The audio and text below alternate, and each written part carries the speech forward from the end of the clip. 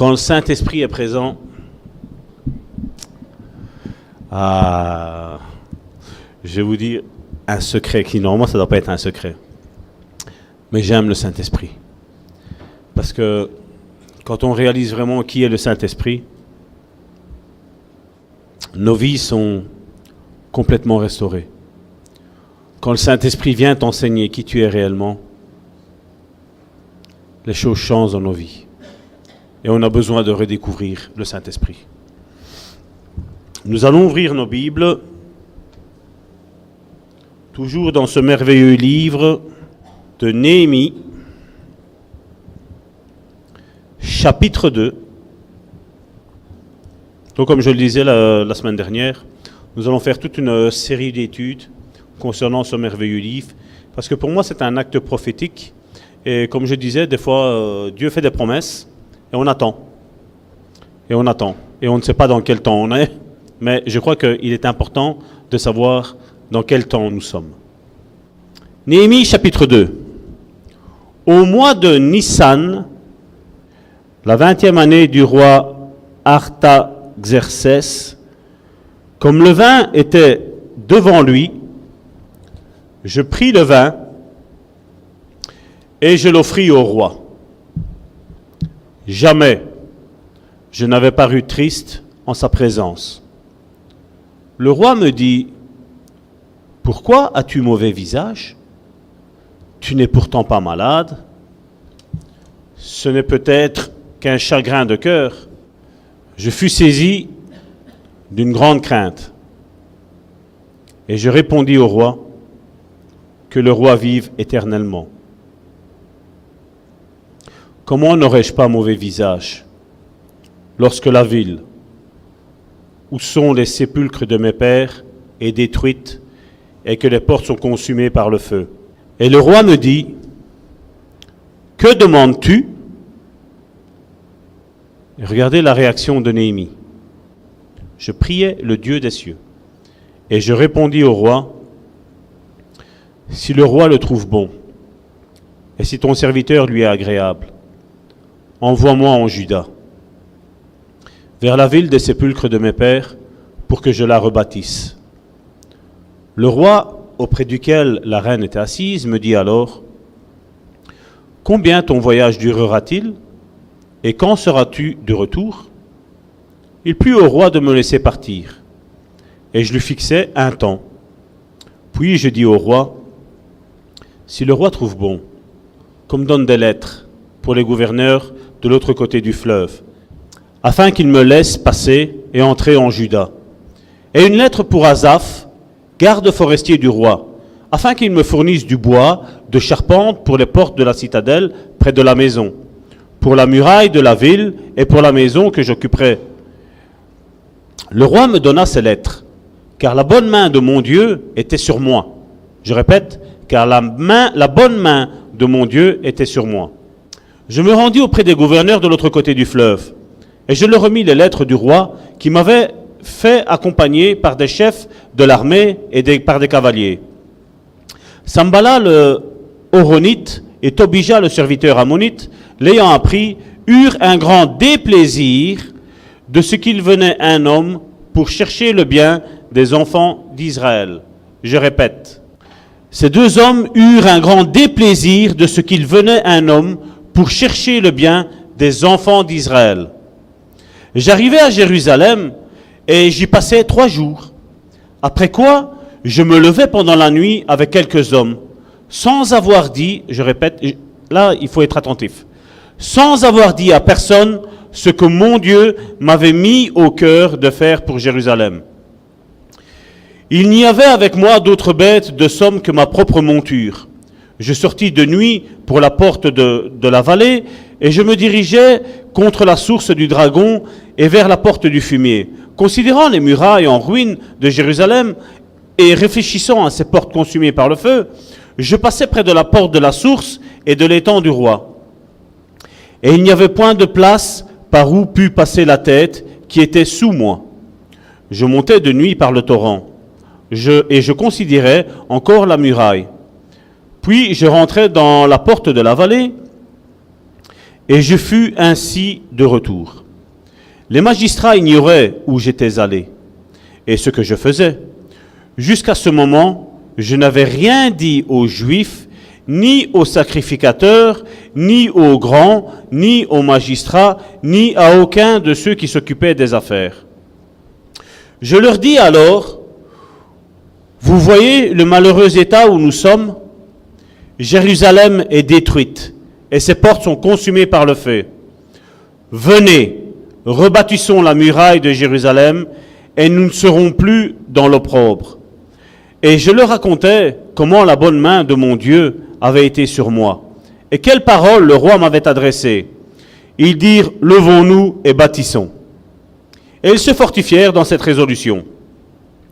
Sambala, le Horonite, Tobija, le serviteur ammonite, et Geshem, l'arabe, en ayant été informés, se moquèrent de nous et nous méprisèrent.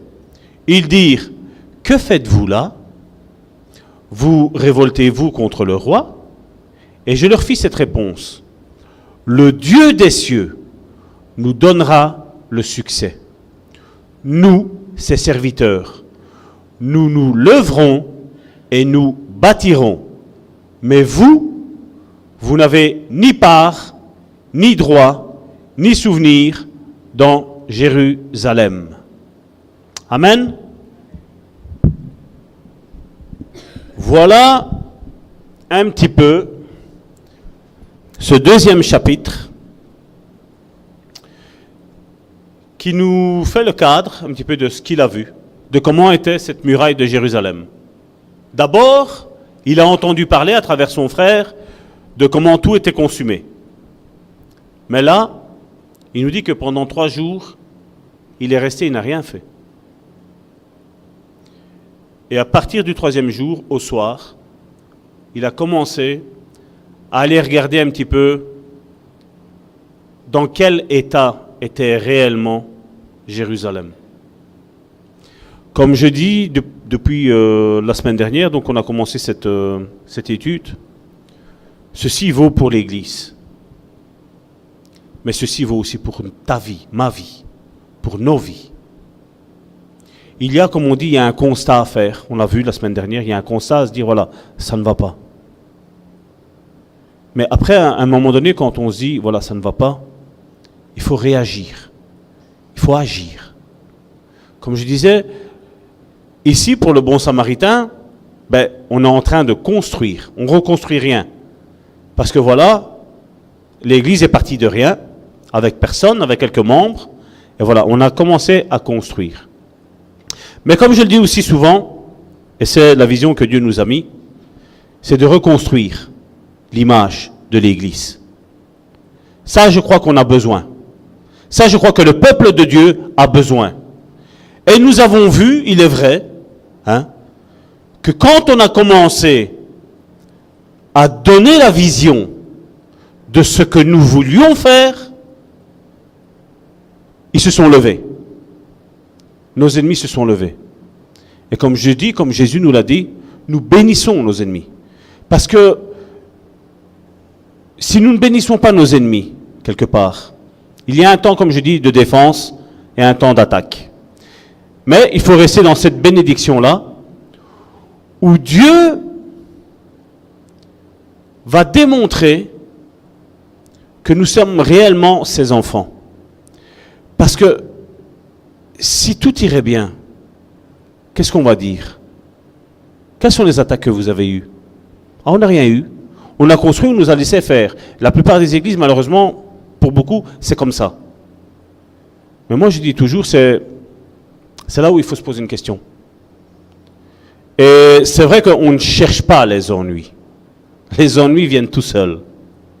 T'as beau être le plus gentil, t'as beau être le plus amoureux de l'église, l'ennemi qui ne veut pas qu'on reconstruise Jérusalem, ou l'ennemi qui ne veut pas que tu reconstruis ta vie dans des fondements solides, vont tout le temps se lever. Mais, je vais te dire quelque chose, mon frère, ma soeur. Mais, tes ennemis vont être là pour assister à ton élévation de la part de Dieu. Dieu fait toujours comme ça. Certains peuvent même dire, voilà, moi Salvatore, imaginons, je fais le mal à quelqu'un. Ben, je vais prier et je vais prendre des versets qui vont aller dans mon sens. La même chose, les autres, ils vont prier, ils vont prendre des versets qui vont dans leur sens. Mais Dieu, lui, ne regarde pas aux versets qu'on va se prendre les uns les autres. Dieu va descendre et va dire, voilà, t'es mon enfant, t'es mon enfant. Salvatore, t'as fait le bien? Oui, Seigneur, j'ai fait le bien.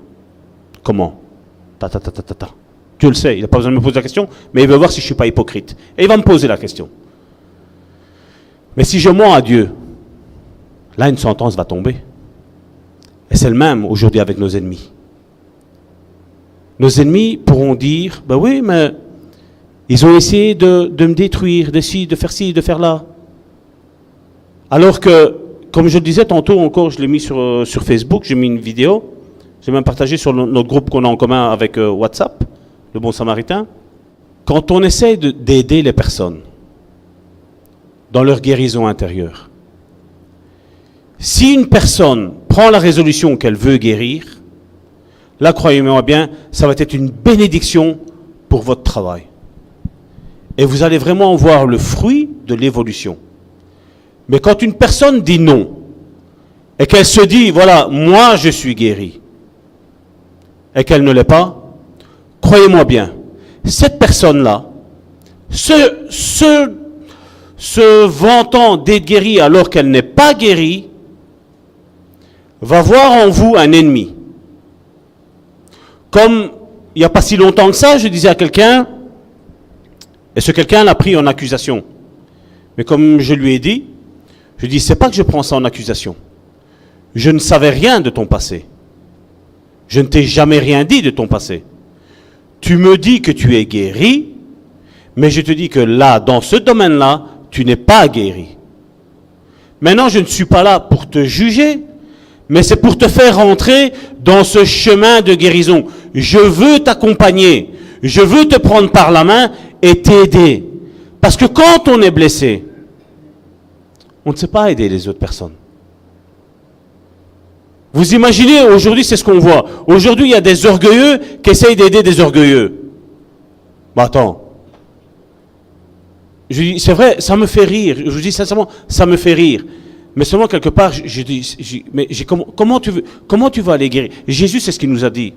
Comment un malade peut aller guérir un autre malade? Mais tu ne sauras pas. Alors certains, généralement, ben voilà, non, Dieu m'a dit que je suis guéri. Mais je dis, t'as des médecins quand même qui savent confirmer. Alors on va me dire, oh, mais tu veux des preuves, tu ne crois pas en Dieu. Si, je crois en Dieu. Je crois divinement que Dieu peut guérir. Nous l'avons vu tantôt. Je crois divinement que Dieu peut guérir. J'en suis témoin et je suis témoin de ce que Dieu a fait ici au milieu de nous. Mais je suis aussi, ça c'est ce qui était visible. Mais j'ai vu aussi des guérisons intérieures s'effectuer dans la vie de personnes. Ce sont des choses invisibles. Et j'ai vu des personnes que, voilà, ils avaient subi des traumatismes, et voilà, c'est fini. Je crois en ça. Je crois. Mais généralement, ben voilà, Dieu m'a dit. Oui, Dieu m'a dit. Mais seulement comment j'ai détecté que tu as subi ce tort-là?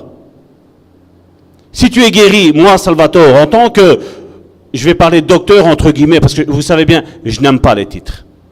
Mais en tant que docteur, pour aider les fidèles du peuple de Dieu à rentrer dans leur guérison, je ne suis pas là pour juger. Mais seulement, si Dieu me montre quelque chose, ben, généralement j'attends. Comme j'ai attendu avec certaines personnes. Certaines personnes m'ont après fait part de leur témoignage, où ils m'ont dit, ben, oui, Salvatore, effectivement, il y avait ça. Et tu te rappelles, on a eu une discussion ainsi, j'avais évoqué ça. Oui, c'est vrai. Mais voilà. Donc, si Dieu me fait détecter dans la vie d'une personne que la personne n'est pas guérie, c'est pas pour la juger. C'est pas pour juger. Mais c'est pour dire, voilà, tu penses être guéri. Tu as besoin d'une guérison là pour rentrer pleinement dans ton appel propre, sans tâche. Et ne pas reproduire le tort que tu as subi. De victime, ne passe pas dans l'autre extrême de passer à être un abuseur. Et ici, Néhémie, c'est le constat qu'il fait. Il reste là, il reste en silence. Et généralement, c'est, comme je dis toujours, c'est là que tu vois les hommes de Dieu. Les véritables hommes de Dieu et femmes de Dieu, parce que j'ai inclus l'homme et la femme, parce que je crois que pleinement, la femme peut travailler pour Dieu et travailler côte à côte avec Dieu. Je crois pleinement dans tous les ministères possibles et inimaginables. Je le crois. Parce que quand Dieu vient changer les vies.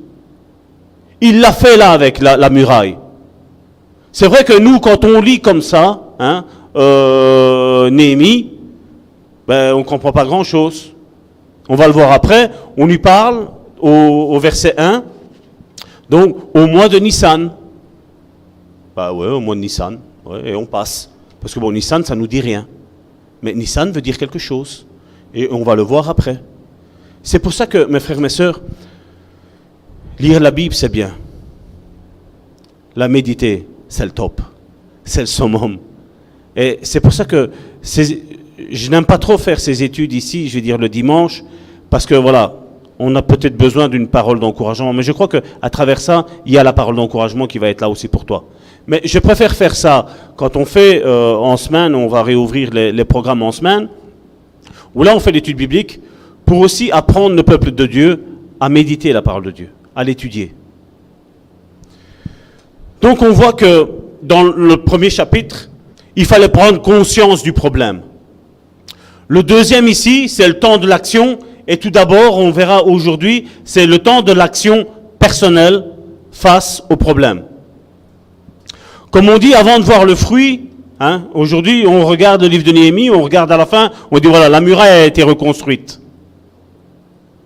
Mais pour toi, ça reproduit quoi que la muraille est reconstruite? Parce que moi, je vois cette muraille, on va lire, je vais dire les chapitres de Néhémie, je vais dire en 1 heure, en lisant attentivement, voilà, en 1 heure, c'est lu, et nous, voilà, en 1 heure, la muraille a été reconstruite. Non. La muraille a pris du temps. Ça a pris du temps. On l'a vu la semaine dernière, quand on lit, voilà, il y a 140 ans entre le temps où c'était détruit, et qu'il y a quelqu'un qui a dit, je vais reconstruire la muraille, à cœur. Il n'a même pas encore démarré. Il n'a même pas encore fait son départ. Il n'a même pas fait encore sa lettre de démission vis-à-vis du roi, à dire, voilà, je demande mon préavis. Il faut que tu me laisses libérer, je dois Non. Néhémie, là, on le voit bien, il a été saisi de crainte. Parce qu'il était esclave. Lui, en disant au roi, en disant, voilà, moi, pour toi, je ne vais plus travailler, c'était son arrêt de mort. C'est pour ça qu'il dit, quand à un moment donné, il dit, tiens, t'es pas bien. Néhémie, quelque part, a été un petit peu saisi, il a dit, oulala. Là, je sens qu'il y a quelque chose qui bouge. N'est-ce pas? Cette muraille, c'est comme un petit peu, je veux dire, on regarde l'accomplissement que la muraille est remplie, on dit, voilà, elle est finie, on dit, voilà, ça c'est le miracle qui est arrivé.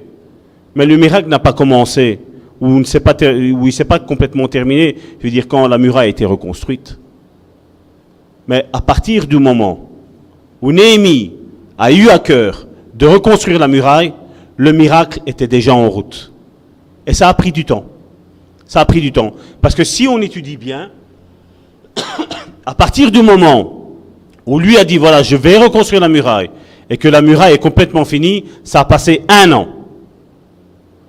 À partir du moment où il a dit, voilà, je veux maintenant aller reconstruire la muraille, et que son patron, son maître, le libère, regardez. On voit que, ici dans le chapitre 2, verset 1, il nous a mis, c'était au mois de Nissan. Nissan, ça vous dit rien à vous, non? Nissan, vous savez c'est quoi? Nissan, c'est la Pâque juive. Étonnamment. Et dans Néhémie, chapitre 1, c'était une autre fête.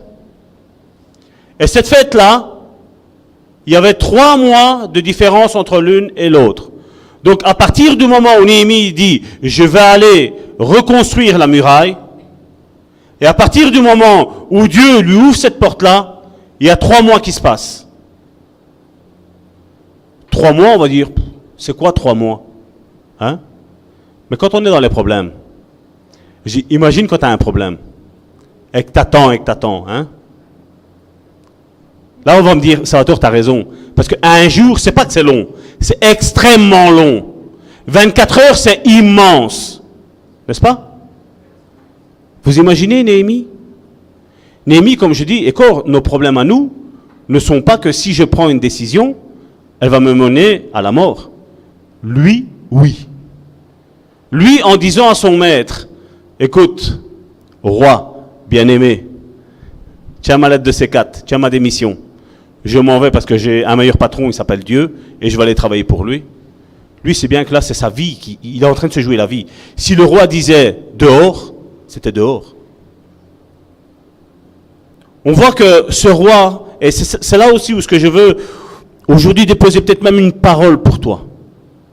Ce roi n'avait rien de chrétien, rien. Mais il y a un détail. Néhémie avait un Dieu. Et ce Dieu, c'est notre Dieu. Et que la personne qui te lie quelque part, ici c'est Néhémie face au roi,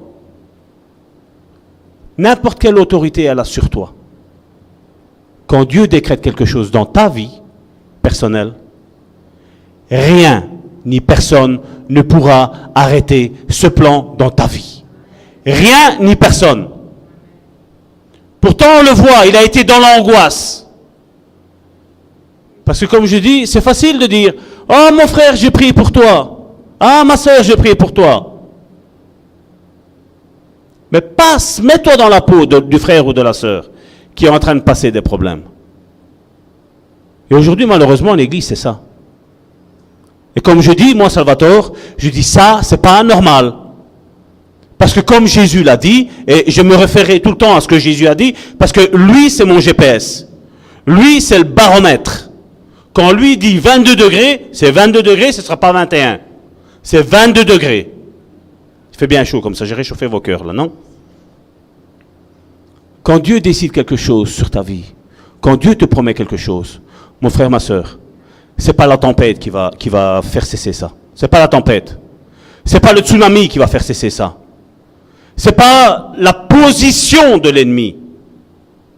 Parce que nous, on voit Dieu et on voit Satan. Et après, on voit nous. C'est pas ce que la Bible me dit.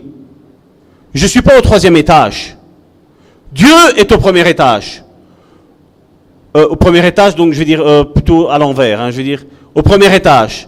Moi, je suis en dessous de Dieu.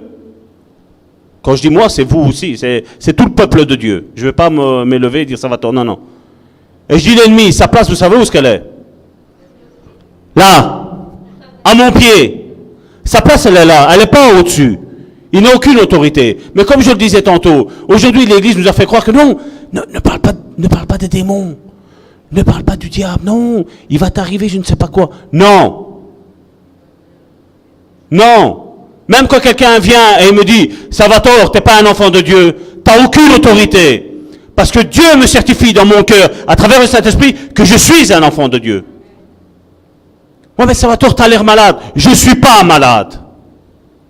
Ouais, mais tu tousses. Je suis pas malade. Je te fais croire que je suis malade. Et t'as pas de discernement. Et on danse. Et on danse. Il faut apprendre à connaître notre ennemi. Et il faut contrecarrer ses plans. Parce que comme je dis, même que l'ennemi vient de propres personnes, et je l'ai vu ici récemment, il n'y a rien qui doit te faire trembler. Rien. T'as beau dire, ouais mais j'ai des talons et si je fais ça, je vais tomber. Non. Parce que le Saint-Esprit te tient. Le Saint-Esprit te tient solide. Quand l'esprit du mal vient, la Bible nous dit, l'Esprit de Dieu le met en fuite. Il faut qu'on réapprenne à apprendre notre identité en Christ. Il faut qu'on réapprenne à avoir la crainte de Dieu. Et pas la crainte de l'ennemi. Aujourd'hui, on fait le contraire. Dieu, c'est un pote. Et l'ennemi, non, l'ennemi, s'il m'attaque, s'il me lance une flèche, je vais te toucher. Non. comme Jésus le disait, qu'il te soit fait selon ta foi. Et il faut prendre on a un bouclier de la foi. Le bouclier, c'est toutes les flèches qui arrivent, tu le mets devant. Et toutes les flèches tombent à terre. Et Dieu te dira, en haut, en bas, sur le côté, à droite, derrière. Et quand tu as une sœur ou un frère qui prie avec toi, eh ben, il y a 2 boucliers qui sont là. Et s'il y en a 3, ben, tu as 3 boucliers. Comme avec Astérix Obélix, vous avez vu quand ils se mettent ainsi, quand ils se mettent en cube et il y a toutes les... Voilà, ils lancent les flèches et il ne se passe rien. Quand ils n'ont plus de flèches, à un moment donné, il faut recharger. Et c'est là où ils s'attaquent. Et c'est là où tu dois attaquer. Il y a, comme je dis, il y a une attaque défensive et il y a une attaque offensive. Tu te défends à un moment donné, mais à un moment donné, il faut aussi passer à l'attaque. Il faut arrêter de te laisser dominer par ton ennemi. Il faut arrêter. Dieu nous a revêtus d'une autorité. Et Dieu, c'est comme ici on le voit aujourd'hui, c'est les caméras de surveillance à 360 degrés. Le Saint-Esprit, c'est ça, il regarde. Et alors il te dit, hop, mon frère, attention là. Ma sœur, attention là. Il nous met en garde. Mais maintenant, c'est pas parce que c'est attention que ça va nous arriver quoi que ce soit. Rien ne nous arrive. Rien, parce qu'on marche avec Dieu. Et même s'il y a quelque chose, même que je dois rentrer à l'hôpital, tout concourt au bien de ceux qui aiment Dieu. Romains 8, 28. Seigneur, c'est ta promesse et je sais que tu ne mens pas. Moi, je peux être pris pour menteur, mais toi, non. Et quand tu alignes ta pensée avec la pensée de Dieu, no stress, pas de stress. Vous savez, je vais peut-être vous choquer en vous disant ça, mais vous savez, il y a beaucoup de serviteurs de Dieu et de servantes de Dieu qui ont eu la pensée de faire quelque chose pour Dieu. Et à cause de l'impatience, Dieu n'a pas su accomplir ce qu'il avait prédit, ce qu'il avait dit. Ici, on voit que Néhémie est resté fidèle à son poste. Il a attendu. Il a dit, tant que Dieu ne bouge pas, tant que je n'ai pas le feu vert de Dieu, je reste là. À mon roi, à mon bien-aimé roi, je vais lui servir son vin tous les jours. Il avait fait cette prière, on l'avait lu la semaine dernière, il a dit, Seigneur, il y a cet homme. Il parlait du roi. Il y a cet homme.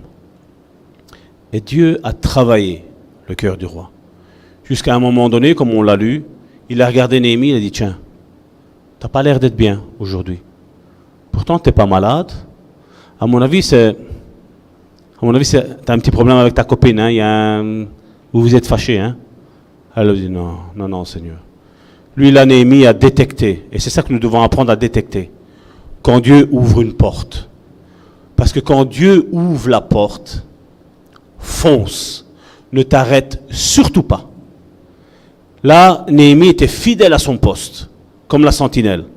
Il regardait le roi, c'est pas le moment. Il regardait le roi un deuxième jour, c'est pas le moment. Il est arrivé 3 mois après. Où là, Néhémie, oh, punaise, j'ai à cœur de refaire cette muraille, il n'y a rien qui se passe. L'impatience commence à arriver. Et vous savez, l'impatience, je crois que c'est le fruit qu'on manifeste le plus. Par contre, la patience, je suis patient, 2 minutes.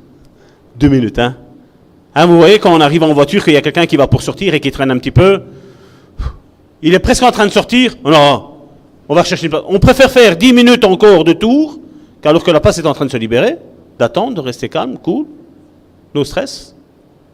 C'est pas vrai? Ça vous est déjà arrivé? C'est ce qui arrive. C'est ce qui arrive. Quand Dieu nous a dit d'ouvrir cette église et qu'il allait se passer ici, qu'il allait se passer là, patience. On a été patient, je crois. Mais Dieu ouvre à un moment donné. La porte s'ouvre. Et c'est là où il faut agir. Forcer les portes peut faire échouer, donc comme je disais tantôt, l'impatience, les projets que Dieu nous donne. Néhémie n'a rien forcé. Il laissa faire en son temps et il resta dans la prière et la patience. Et c'est ce qu'on doit faire. Je crois qu'il y a un verset qu'on connaît bien ici, au bon samaritain. Si la promesse, elle tarde, attends-la. Il faut être patient. Et des fois, comme je dis, même comme ici, comme nous, ça fait 4 ans, on ne peut pas dire qu'on n'a pas été patient. Et Dieu dit, voilà. C'est là où, comme je dis, Dieu regarde Satan, comme ça, parce que bon, lui, il est en haut. Satan, il est comme... Où est-ce qu'il est, Satan? J'ai dit tantôt. Il est sous le pied. Il regarde Satan, il dit, oh! T'as vu?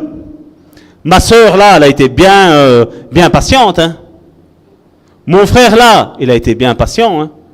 L'église, le bon samaritain, a été bien patiente. Hein? Combien on dit, ah, le bon samaritain? Fini. Moi, je suis sorti, c'est fini.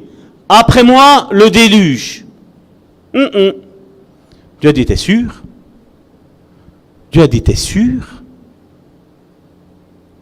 Je crois que nous sommes toujours sur pied. Comme je le disais hier au pasteur, je crois que nous sommes devenus beaucoup plus matures. Au début de ma conversion, j'ai été attaqué par Jézabel, cet esprit Jézabel. J'ai pas réagi de la bonne manière. C'est à mes débuts.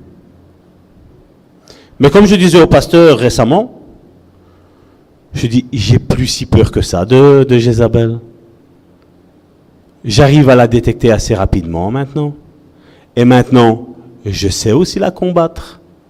Mais je dis, le plus important, c'est de la reconnaître. Et c'est ça que Dieu doit nous ouvrir à nous tous, en tant qu'enfants de Dieu, en tant que, je ne vais pas dire chrétiens, en tant que disciples de Jésus, nous ouvrir les yeux du discernement des esprits. Parce que comme je le disais l'autre fois,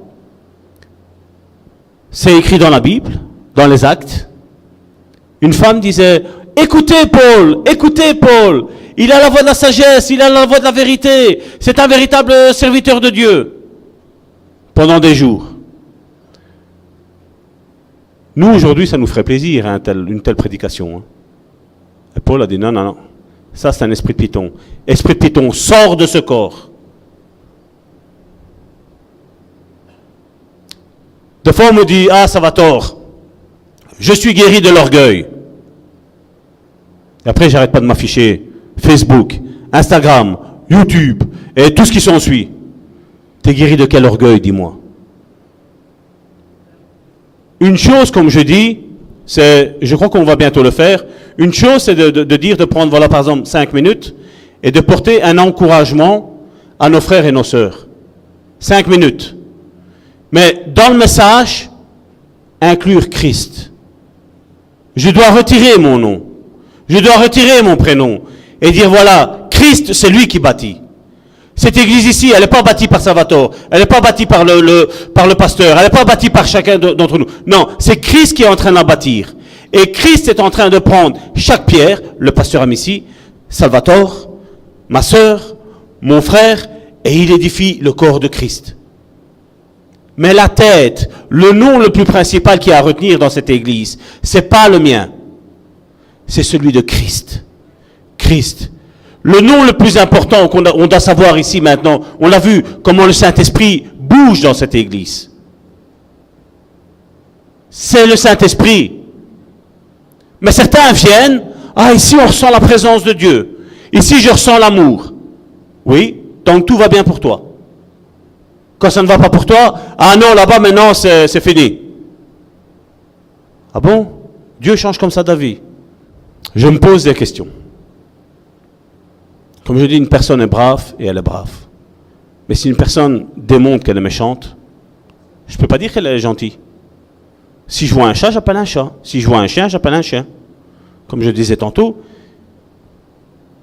Dieu ne m'a pas donné le don, entre guillemets, et donné, je mets tout entre guillemets, parce que pour moi, c'est passager.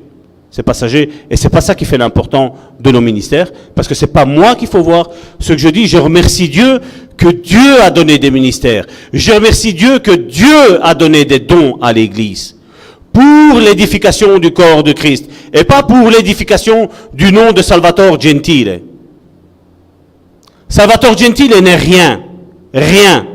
Parce que avant d'être un converti, je n'étais rien. Et je le suis encore aujourd'hui. Parce que Jésus m'a dit dans Luc 17:10, et vous, quand vous aurez fait tout ce que je vous ai commandé, dites, nous sommes des serviteurs inutiles, au service de Dieu.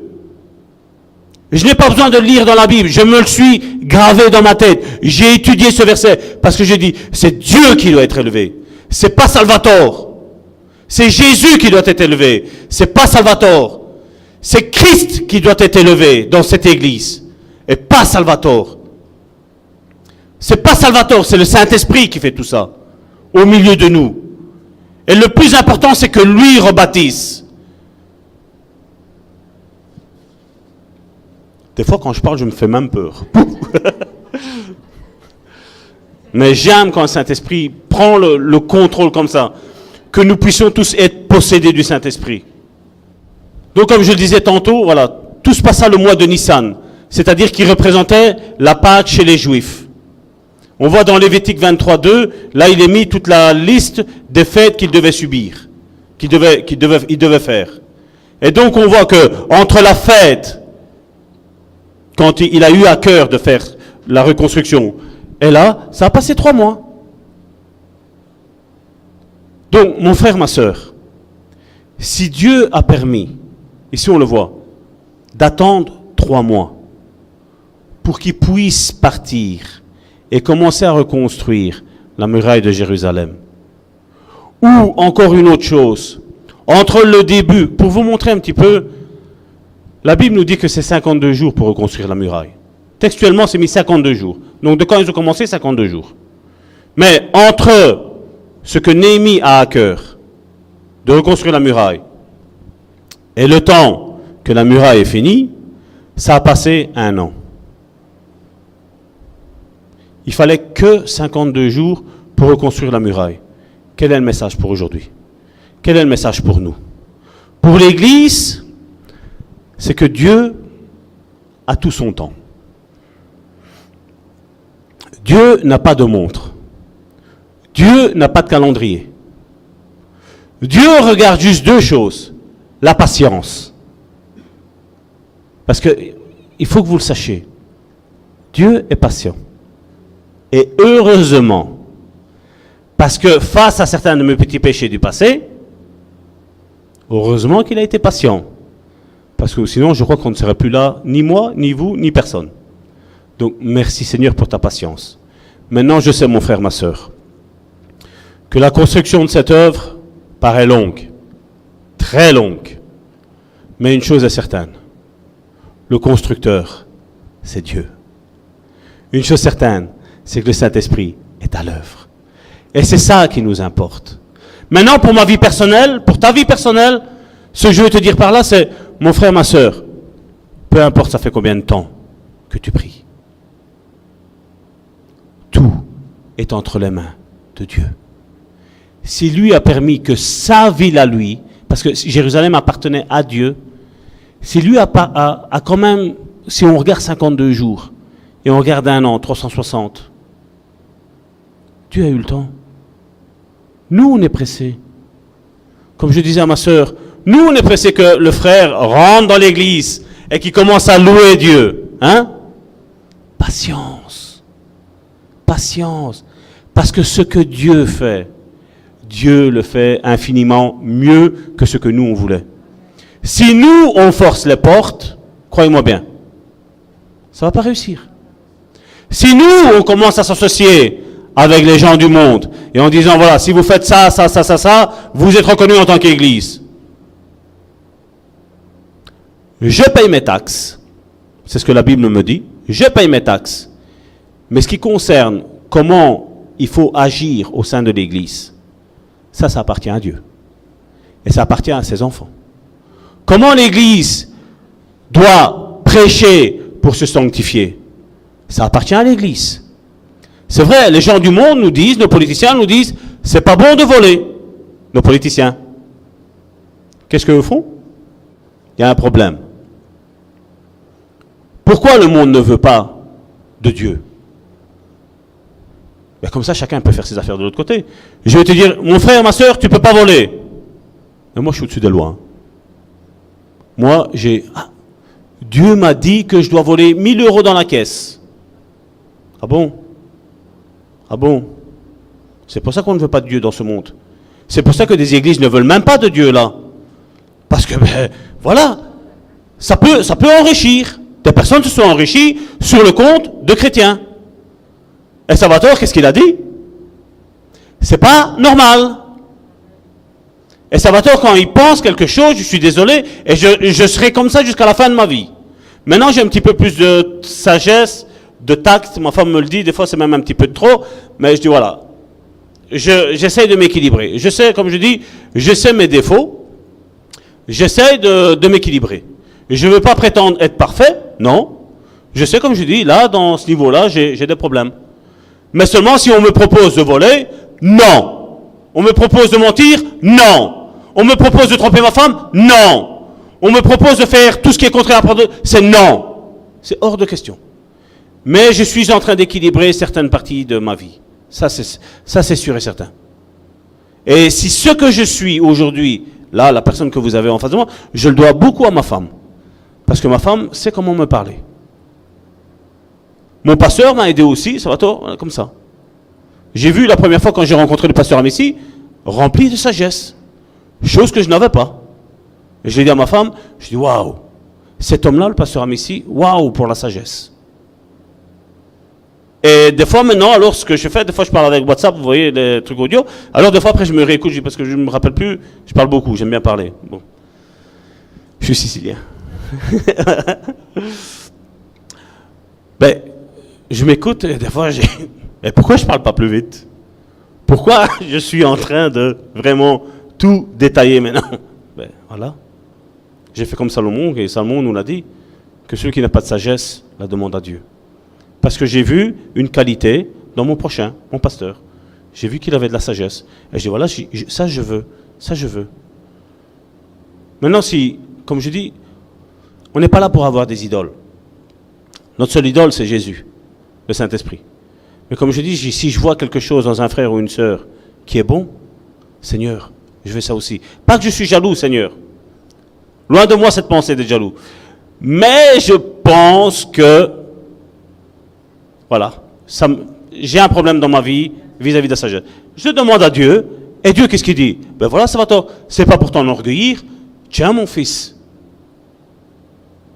Comme je le disais tantôt, en tant que chrétien, en tant que disciple, je retire chrétien, en tant que disciple, on a la capacité d'imposer les mains aux malades, et la Bible nous dit qu'ils guérissent.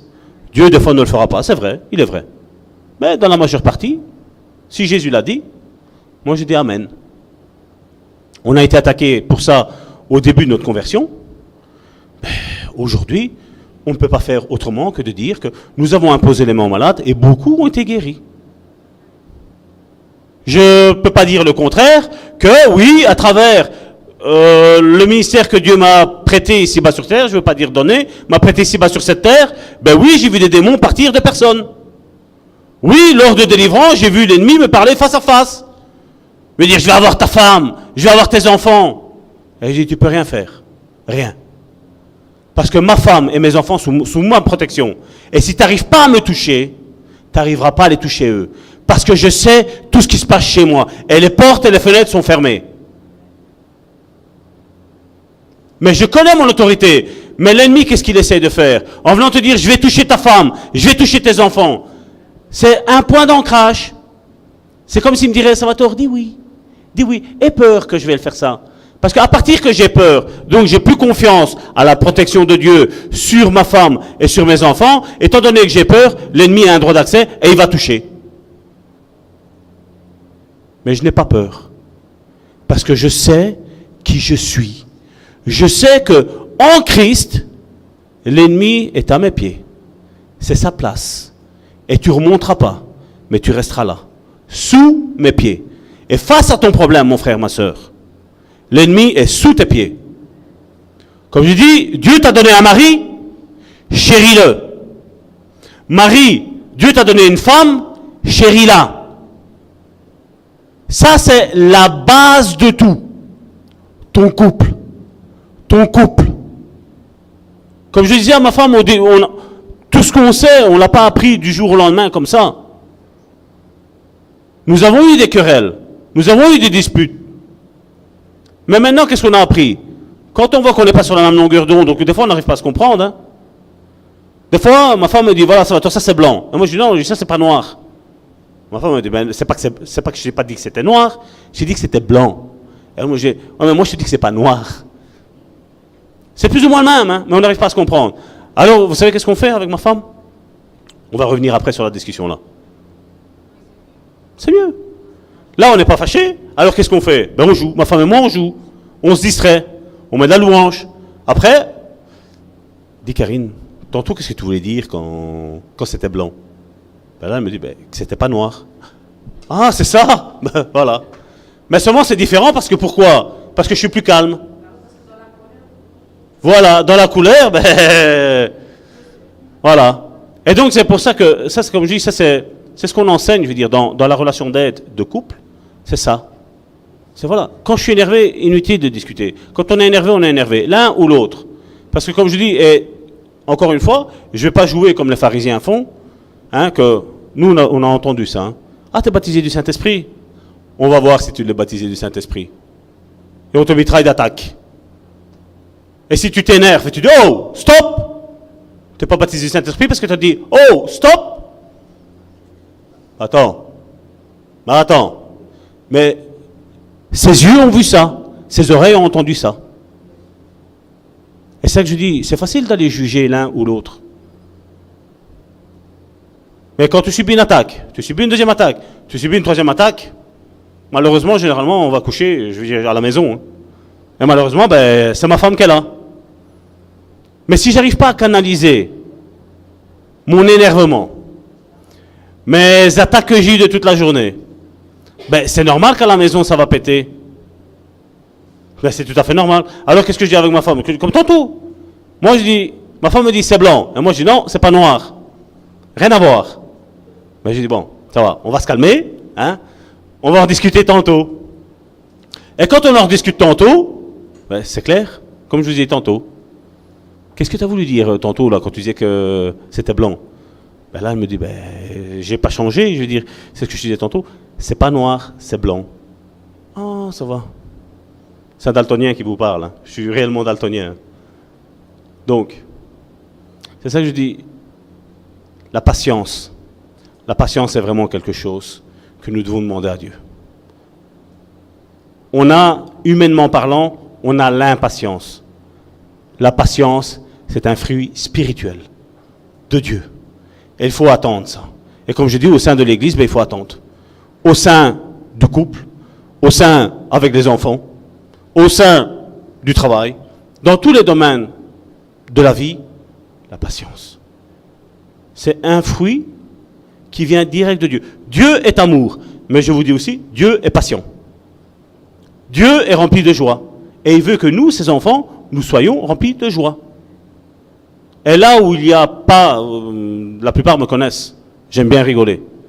Quand je vois qu'il y a des tensions, ben, ici vous avez le prédicateur Salvatore, mais vous avez aussi la version, le clown Salvatore. Des fois mes enfants me disent, papa, t'es sérieux ou t'es pas sérieux? Ils sont là, ils ne savent plus sur quel pied danser. Ah, non, je rigole les enfants. Mais seulement, comme je dis, je suis un bon vivant. J'aime la vie. J'aime mes frères et mes sœurs. Et je crois que c'est comme ça qu'on doit être. C'est s'aimer vraiment les uns les autres. Amen. Et le deuxième point qu'il y avait aussi, c'était de faire attention à ne pas saisir l'occasion quand elle se présente. Comme je dis, Néhémie avait peur. Néhémie a vu son roi, et pour lui c'était une question de vie ou de mort. Quand il lui a posé la question, il a eu peur, mais quelque part il a dit voilà, ça va. Ok, maintenant il va me le demander. Seigneur, d'ailleurs il nous a mis, il a commencé à prier Dieu, hein, vous imaginez, je suis en train de vous poser une question, et vous avez peur de moi? Attends, Seigneur, je lis cet esprit, Seigneur, je lis ça, je prie, et après, ben voilà, au fait c'est ça le problème. Non. Néhémie a vu que la porte s'ouvrait, il a dit ça y est, le temps est arrivé. Dieu a dit qu'il n'avait pas de calendrier. Dieu a dit qu'il n'avait pas de montre. Le temps de Dieu est arrivé et Néhémie a été libéré. Et quand on voit Néhémie, vous avez vu qu'il a dit, voilà, là-bas, problème. Problème sur problème. Tout est à terre. Le roi dit, oh, ça va, allez, dis-moi le temps, tu vas aller là-bas. Ah, ça va, ok, le temps. Il regarde, la porte est encore ouverte. Ouais, mais tu sais, je vais passer des villes. J'aimerais bien avoir une lettre. Ok, lettre. Mais écoute, on va aller là-bas. Moi ici, mon boulot, c'est servir du vin. J'ai pas de bois. Mais là-bas, il y a une forêt, juste à côté. Je sais pas si tu vois. Fais-moi une lettre, comme quoi il me donne tout le bois. Ok, pas de problème. Vous voyez, une fois que Dieu a ouvert la porte, tout est possible. Aujourd'hui, qu'est-ce qu'on nous a enseigné? Pour toi avoir de l'argent, il faut aller travailler. Mais je dis aussi qu'à Dieu, tout appartient à Dieu. Tout. La Bible dit, le psaume 24, l'or et l'argent m'appartiennent. L'or. Et je sais, et je vous dis sincèrement, l'homme que vous avez en face de vous, ou la sœur que vous avez à côté de vous, ont expérimenté ça. On n'avait rien, Seigneur. Il nous manque quelque chose. Pouf! C'est arrivé. Certains appellent ça le hasard. Mais Jésus a posé une question. Quand le Fils de l'homme viendra, donc quand lui reviendra rechercher son Église, trouvera-t-il la foi sur la terre? Je crois qu'il faut rechercher cette foi, où on s'attend au surnaturel. Les médecins peuvent dire une chose et peuvent nous porter à une guérison. Mais des cas, Dieu peut nous porter aussi dans une guérison. Ça, j'en suis témoin. Ma femme en est témoin. J'ai les papiers à la maison où j'ai la deuxième et la troisième vertèbre soudées l'une à l'autre, dans un papier, et la quatrième et cinquième soudées aussi. J'ai été faire récemment un scanner de ma colonne vertébrale, ils ne voient plus rien. Les disques sont en parfait état. Vous appelez ça comment, vous? Maintenant, je sais. Certains peuvent aller se faire opérer pour faire mettre des disques. Gloire à Dieu pour les médecins qui ont cette intelligence de nous aider. Mais je sais aussi que quelque part, Dieu sait le faire aussi. Maintenant, quelle est la volonté de Dieu? Ce n'est pas à moi à vous dire la volonté de Dieu pour votre vie, mais je prie, je me mets à genoux et je dis Seigneur, voilà, j'ai telle difficulté, qu'est-ce que je fais? Pas de réponse? Ça va. Je fais ma journée, le lendemain, Seigneur, j'ai tel problème, qu'est-ce que je fais? La patience. Il n'a rien dit? J'attends. Seigneur, tel problème. Fais ça, Salvatore. Ok, papa. Et je fais selon sa parole ce que j'ai reçu. C'est vrai, je crois, je sais que Dieu peut parler à travers un ministère ou un don de connaissance, une parole de connaissance ou un don prophétique. Je sais que Dieu peut parler à travers ça. Mais la prophétie vient confirmer ce que Dieu t'a déjà dit dans le secret. Et jamais venir dire, ah voilà, tel prophète m'a dit ça. Et Dieu, qu'est-ce qu'il t'a dit à toi? Ah, rien. Ben, j'ai pris ce qu'il m'a dit, c'est quelque chose de bon. Non, non, parce que quelque chose de bon aujourd'hui peut être mauvais demain. Mais quand Dieu te donne personnellement sa révélation de ce qu'il t'a dit, et sans que personne ne sait rien, et tu vas là-bas et quelqu'un qui a le don de prophétie ou le ministère prophétique vient et te dit, voilà, je ressens ça dans ta vie, mon frère, ma soeur, fontaine. Parce que je sais que ça existe. Et je sais que vous aussi, vous avez été touchés déjà par ça. Parce que Dieu le fait, parce que Dieu aime ses enfants. Dieu ne regarde pas nos incapacités. Dieu ne regarde pas à ça. Mais Dieu lui prend nos incapacités à faire quelque chose.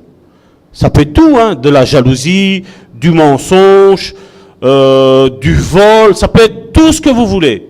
Un non-pardon, et Dieu peut te porter là. Parce que comme je dis, il y a certaines choses, c'est facile de dire à certaines personnes, ah, il faut que tu pardonnes. Bah, attends, quand tu as subi un tort, tu ne pardonnes pas comme ça. Hein, parce que ceux qui disent, ah, je te pardonne, j'ai subi un tort, c'est d'hypocrisie. Hein. Il y a, comme je dis, il y a un temps, c'est avec Dieu. Je cultive, voilà, Seigneur, je reconnais que dans ma vie, j'ai ce problème-là. Ben, je me mets à genoux, Seigneur, aide-moi. Aide-moi. Certains n'arrivent pas à pardonner avec la bouche, mais les actes démontrent tout le contraire, qu'ils ont déjà pardonné. Mais par contre, il y en a certains qui vont vite venir vous demander pardon, mais ce n'est pas sincère. Dieu, qu'est-ce qu'il va préférer, Dieu, dans tout ça? Ben, il va préférer celui qui va dire non, moi, j'arrive pas à pardonner. Mais on voit les actes, ils montrent tout à fait autre chose. Qu'un hypocrite qui dit non, non, ouais, moi, le Seigneur a dit que si je ne pardonne pas, je ne serai pas pardonné. Et dans nos églises aujourd'hui, il n'y a que ça. Hein. Comme je vous l'ai dit, je ne suis pas aimé pour ça, parce que je dis tout haut, ici, ou au travers un micro, ça va être sur Internet, ce que tout le monde pense tout bas. Mais je ne suis pas un hypocrite, et je n'aime pas qu'on fasse l'hypocrite. Et je m'associe avec des gens qui ne sont pas hypocrites. Si quelqu'un est hypocrite, ben, je suis désolé, Salvatore, le courant ne passera pas avec cette personne-là. Parce que je veux qu'on soit sincère. Si tu es un voleur, pour moi, ce n'est pas un problème. Parce qu'on priera, et je sais que Dieu, en son temps, fera son œuvre. Parce que je ne suis pas là pour juger. Mais je suis là pour t'aider. On prie ensemble. On fait des œuvres ensemble. Et Dieu, cheminement par cheminement, ben Dieu fera en sorte que voilà, c'est fini. C'est facile d'aller dire à quelqu'un, tu sais, il faut que tu aimes ton prochain. Hein. Quand cette personne-là a été haïe par son père et par sa mère. Mais alors, c'est comme Jésus l'a dit, il fait vous les pharisiens, les religieux, vous prenez, vous mettez un poids sur les épaules des gens, parce que vous savez bien que de toute façon, ils n'arriveront pas à le faire. Comme ça, vous êtes condamnés, et eux sont encore pires que vous. Comme je dis, chacun d'entre nous, il n'y a pas besoin que Salvatore vous dise, tu peux pas ci, tu peux pas là. Si chacun d'entre nous, on le sait. Maintenant, il y a une difficulté, je vous dis, j'ai mon téléphone, je suis ici de présence, je peux venir chez vous, c'est aucun problème, même pour ceux qui sont sur Internet. Je me déplace. Mais on prie ensemble. Jamais je vais juger qui que ce soit. Comme je vous ai tantôt. Si je ressens que quelqu'un n'est pas guéri, je peux me tromper, c'est vrai. Mais seulement quand ce quelqu'un vient vous confirmer par sa propre bouche qu'il a eu ce problème-là, ben moi, tout me porte à croire qu'il n'est pas guéri. Et que voilà, c'est la pensée de Dieu, et que la pensée de Dieu est de guérir cette personne-là. Pas que moi je dois la tuer, de la guérir. Et je la porte doucement, avec amour, dans ce chemin de guérison. Qui, je suis sûr et certain, je sais que c'est pas facile. Malheureusement, ben voilà. Comme le dit la Bible dans 1 Timothée, dans les derniers temps, les gens seront ingrats, irréligieux. Et il y a toute une panoplie qui est mise là, je crois qu'il y a 10 ou 15 bazars, qui sont dit de comment les gens vont être. C'est pas grave. Si on parle mal de moi, c'est pas grave. Moi, ce qui compte, c'est que voilà, ma conscience, elle est propre. Tous ceux qui m'ont attaqué, je l'ai toujours dit. Tous ceux qui m'attaquent, voilà, dites-leur de me téléphoner, on va discuter ensemble. J'ai pas de problème à pardonner mes ennemis. Et j'ai pas de problème de demander même pardon à qui que ce soit pour une faute que j'aurais fait. J'ai pas de problème. Parce que l'orgueil n'a plus de place ici. Il l'avait un temps. Mais j'ai plus de problème. Malheureusement, c'est vrai, hein, c'est plus facile de parler derrière le dos de quelqu'un. Hein?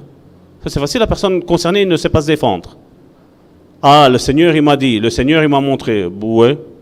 Ben, moi, je dis, les choses, comme dans un couple, hein, on n'évite pas les disputes. Comme j'ai dit tantôt, il y a le temps. Il y a le temps. Quand je suis énervé, inutile que, soit moi ou soit ma femme, hein, parce que moi, je parle de moi qui suis énervé, mais ma femme aussi, ça arrive de s'énerver. Ben, ma femme le sait, voilà. Je dis, Karine, on va en reparler tantôt. On sort, on va se distraire un petit peu, on va prendre l'air. Cool. Il n'y a pas le feu au lac. On a le temps. N'est-ce pas? Je ne sais pas vous, mais moi, quand je suis né, j'étais petit. Et depuis, j'ai grandi.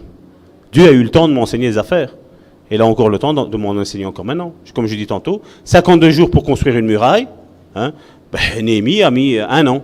Entre le temps que son patron le libère, son maître, pas patron, parce que mon patron ici aujourd'hui, ça va encore, quoique certaines boîtes, mais bon. Patron, ça va, une lettre de démission, voilà, j'ai plus rien à voir avec toi. Lui, non, sa vie était en danger. Mais après, on voit, il y a ces 2 ou 3 mois, plus ou moins, pour aller d'où il était, il y avait 2000 km, donc c'était pas la porte à côté, 2000 km à cheval, comme ils étaient là avant, il va jusque là-bas, il reconstruit la muraille. Voilà, ça a passé 1 an. Si Dieu a le temps pour régler tes problèmes, ne cours pas. Dieu a le temps. Laisse faire Dieu, parce que quand Dieu fait quelque chose, c'est magnifique. Ne sois pas pressé. Nous savons, comme je dis, ce que nous devons faire, ce que nous devons pas. Calme, patience. Dieu a tout son temps. Dieu nous connaît mieux que nous-mêmes. Des fois, moi, j'arrive même à découvrir, comme je vous dis tantôt, des facettes que je ne savais même pas de moi. Mais Dieu, ça ne surprend pas parce que lui, Dieu le savait. Des fois, c'est même ma femme qui me dit, tiens, avant, tu étais comme ça, maintenant, c'est... Je ne m'en suis même pas rendu compte, Karine. Non. Mais Dieu a le temps. Donc, pourquoi courir? Donc, qu'est-ce qui va prendre la résolution aujourd'hui? La patience. Tout est entre les mains de Dieu. Tout est entre les mains de Dieu. Ne courons pas, ça ne sert à rien. Amen.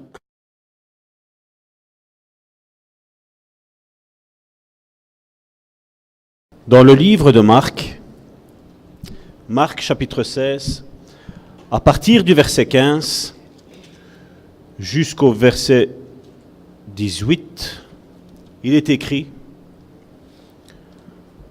Marc chapitre 16, à partir du verset 15 jusqu'au 18, puis il leur dit, allez par tout le monde et prêchez la bonne nouvelle à toute la création. Celui qui croira et qui sera baptisé sera sauvé. Mais celui qui ne croira pas sera condamné. Voici les miracles, je répète, c'est Jésus qui parle. Voici les miracles qui accompagneront ceux qui auront cru. La Bible précise ceux qui auront cru. Il n'est pas mis apôtre, il n'est pas mis prophète, il n'est pas mis évangéliste, il n'est pas mis pasteur, il n'est pas mis docteur, il n'est pas mis chantre, et il n'est pas mis tout ce que tu veux, mon frère, ma soeur. Il est mis que les signes que nous allons énumérer après sont donnés par Dieu à tous ceux qui croient. Qui croient. Mon intervention n'est pas pour minimiser les ministères. Non, non, non, non. Loin de moi cette pensée. Mais l'Église doit retrouver sa place de ce qu'elle est réellement. Chaque chrétien qui est en formation pour devenir un disciple de Christ doit comprendre qu'il y a des signes qui t'accompagnent, mon frère, ma sœur. Ne minimise pas le don que Christ t'a fait. Christ t'a donné le Saint-Esprit. Et le Saint-Esprit n'a aucune mesure. Le Saint-Esprit est le Saint-Esprit. Il n'y a pas un Saint-Esprit puissant dans un homme de Dieu et un Saint-Esprit puissant moins puissant dans un autre homme de Dieu. Dieu ne fait pas de favoritisme. Dieu n'est pas un homme pour mentir. Et quels sont ces signes? Et Jésus nous dit, ils chasseront les démons. Ils parleront de nouvelles langues. Ils saisiront des serpents. S'ils boivent quelques breuvages mortels, il ne leur fera point de mal. Ils imposeront les mains aux malades. Et les malades seront guéris. Répète ça. Et les malades seront guéris. Dieu nous a revêtus de cette puissance. Et l'Église doit retrouver cette puissance. Parce que dehors, il y a un tas de démons qui attendent une seule chose. Qu'on les chasse. Qu'on les chasse. Parce que le chrétien a besoin d'être libre. Libre. Jésus a dit, si le Fils de l'homme vous libère, vous serez réellement libre. Et le Fils de l'homme, c'est Jésus. Nous l'avons lu la semaine passée dans l'église de Laodicée. Ce Jésus était dehors de l'église et il frappait. Mais Jésus est ici. Jésus est parmi nous. Mon frère, ma soeur, levons-nous. Que ce soit ceux qui sont ici, ou ceux qui sont chez eux, ou ceux qui écouteront sur Internet. Jésus est là où toi tu es. Parce que Jésus est là où toi tu es. Parce que Dieu t'aime. Et en tant que disciple de Christ, je me tiens devant vous. En tant que disciple de Christ, je te bénis. En tant que disciple de Christ, j'abolis toute malédiction. Je dis bien toute malédiction qui a été faite contre ta vie, qui a été faite contre ton couple, qui a été faite contre tes enfants.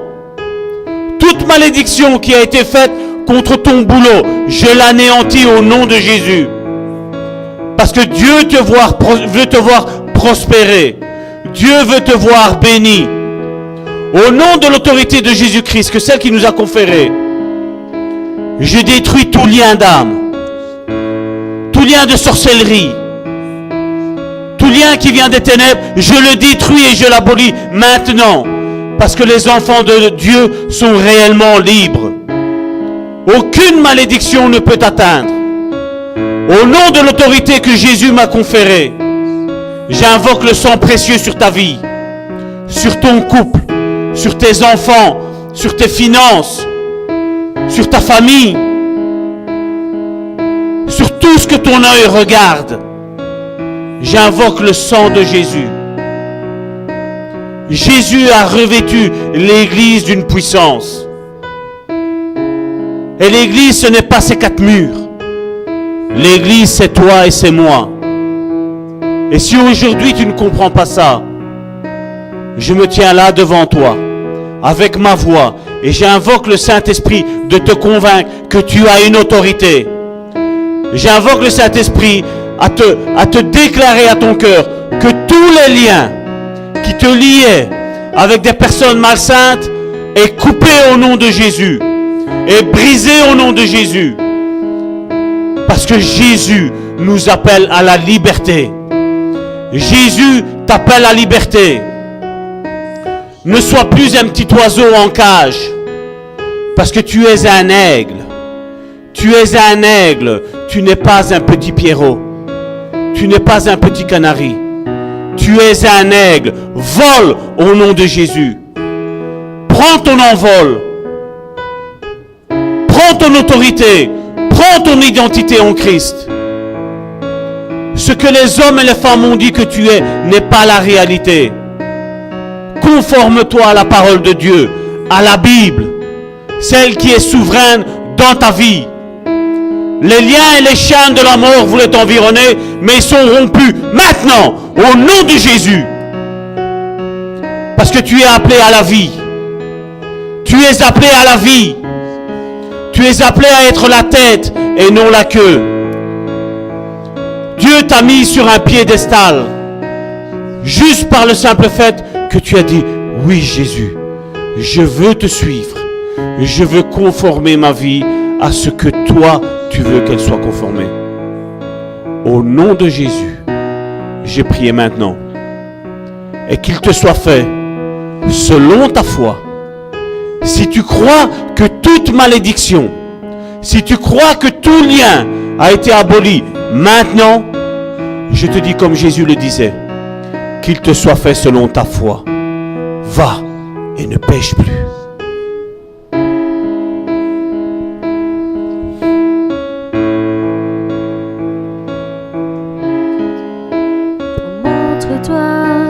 Tel que tu es, ô Seigneur, montre-toi, oh,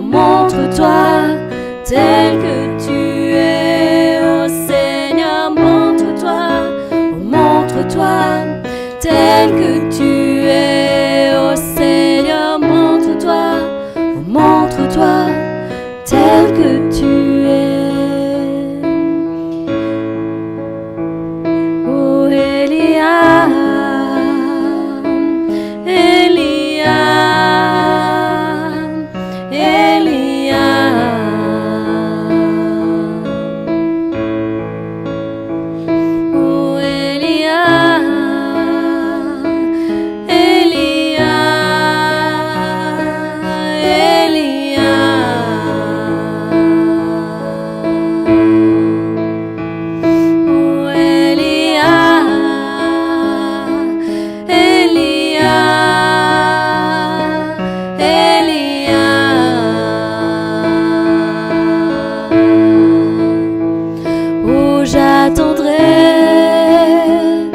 Jusqu'à ce que ta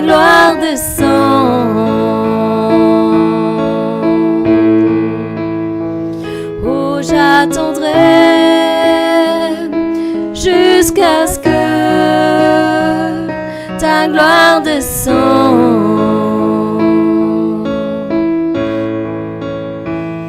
Oh, j'attendrai jusqu'à ce que ta gloire descende.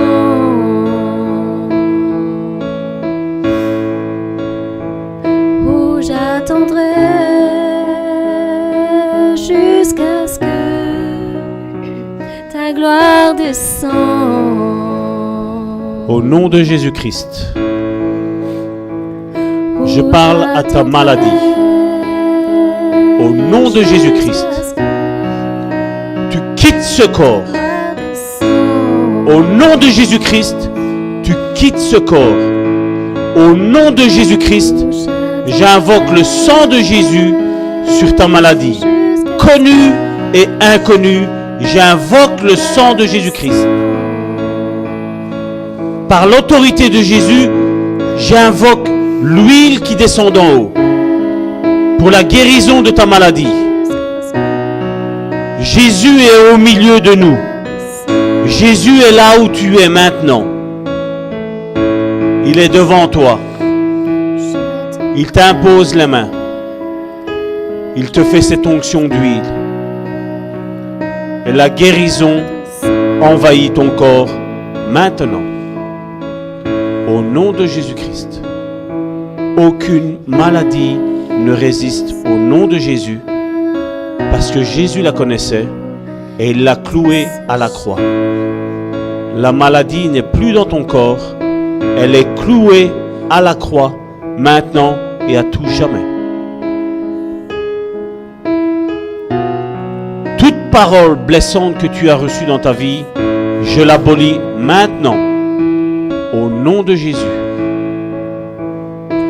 Au nom de Jésus, j'invoque que le Saint-Esprit passe en revue toute ton armure et qu'il guérisse toute ton armure. Jésus passe en cet instant.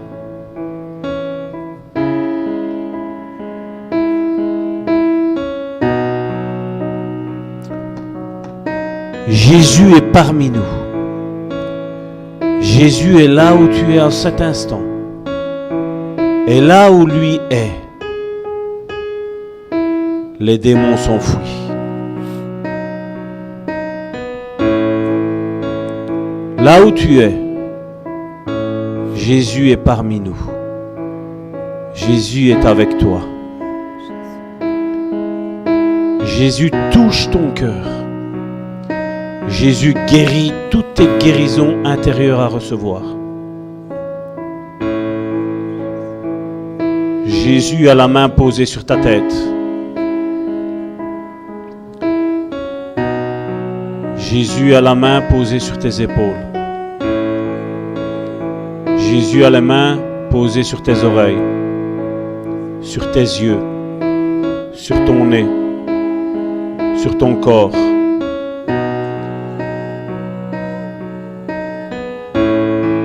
Jésus a la main sur toutes tes veines. Jésus draine ton corps maintenant. Jésus te guérit à l'instant même.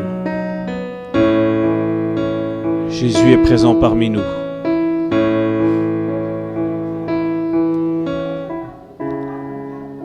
Jésus est parmi nous.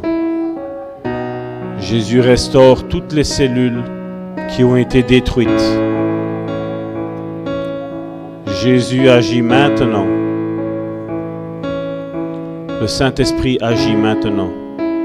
Le Saint-Esprit est libre. Laisse le Saint-Esprit t'envahir. Laisse-toi aller. N'aie pas peur. Il est ce consolateur. Il veut te consoler. Lui seul connaît tes détresses. Lui seul connaît ce que tu endures. Lui seul connaît le mépris que tu as. Mais laisse Jésus te remplir. Laisse Jésus t'envahir de sa présence. Laisse le Saint-Esprit agir. Laisse ce consolateur te consoler. Dis non à la culpabilité. Dis non au rejet. Dis non au mépris. Dis non à la dépression. Dis non à la maladie. Dis non au manque de confiance en Dieu. Mais dis, Saint-Esprit, viens ranimer la flamme. Viens ranimer la flamme qui est en moi. La Bible le dit. Il n'éteindra pas le luminon qui fume. Il ne l'éteindra pas. Souffle, Saint-Esprit. Souffle ton esprit.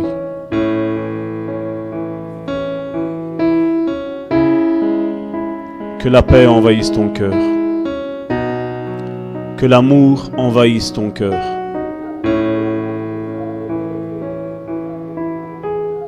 Que la bienveillance remplisse ton cœur.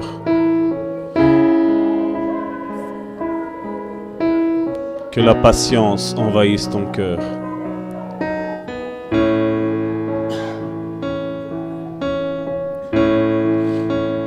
Le Saint-Esprit est parmi nous.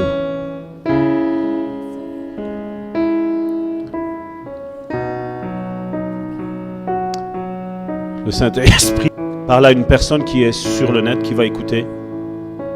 Tu es stérile. Pose les mains sur ton ventre. Pose tes propres mains sur ton ventre. Demande à ton mari d'imposer les mains sur ton ventre aussi. Au nom de Jésus, je proclame que la stérilité est abolie au nom de Jésus.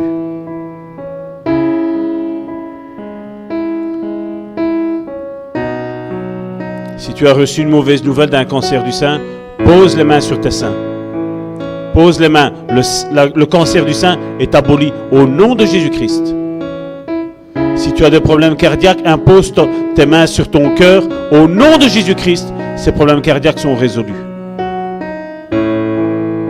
Si tu as mal n'importe où dans une cellule de ton corps, impose les mains. Si tu ne peux pas, mets ta main sur ta tête et le Saint-Esprit va agir. Le Saint-Esprit va guérir. Le Saint-Esprit est là. Tout problème de canal carpien est résolu maintenant au nom de Jésus. Tout bec de lièvre est résolu maintenant au nom de Jésus.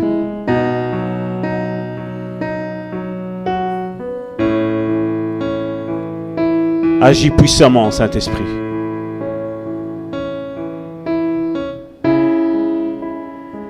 Au nom de Jésus, j'ai prié. Amen.